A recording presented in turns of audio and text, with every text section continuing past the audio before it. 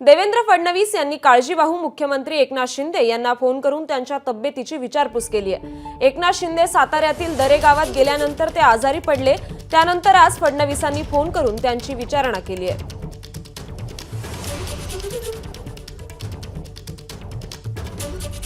तर आज एकनाथ शिंदे दुपारी साताऱ्यातील त्यांच्या मूळ गावातून ठाण्याकडे परतणार आहेत आणि देवेंद्र फडणवीस यांचा एकनाथ शिंदेंना फोन गेलाय।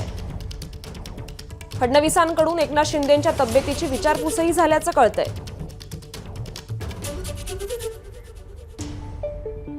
या संदर्भातले अधिकचे अपडेट्स देत आहेत आपले प्रतिनिधी मिकी घाई। मिकी, जर आपण बघितलं तर काळजीवाहू मुख्यमंत्री एकनाथ शिंदे त्यांच्या मूळ गावी सातारा जिल्ह्यातील दरे या ठिकाणी आहेत। आज तिसरा दिवस आहे। काल डॉक्टरांची टीम या ठिकाणी दाखल झाली, कारण मुख्यमंत्र्यांची तब्येत काहीशी बरी नव्हती।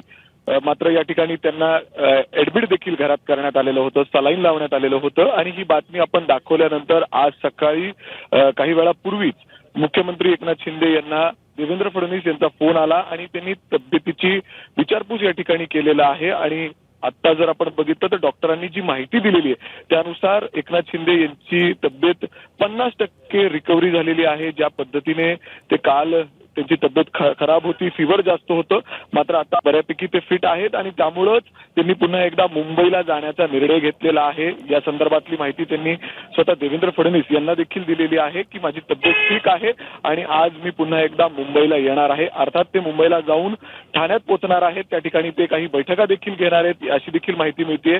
त्याचबरोबर काही आमदार इच्छुक आहेत त्यांना भेटण्यासाठी।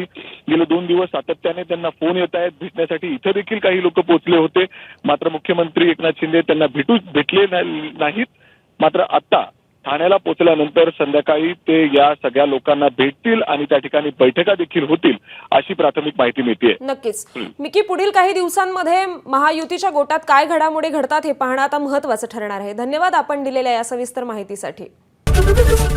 एबीपी माझा, उघडा डोळे बघा नीट।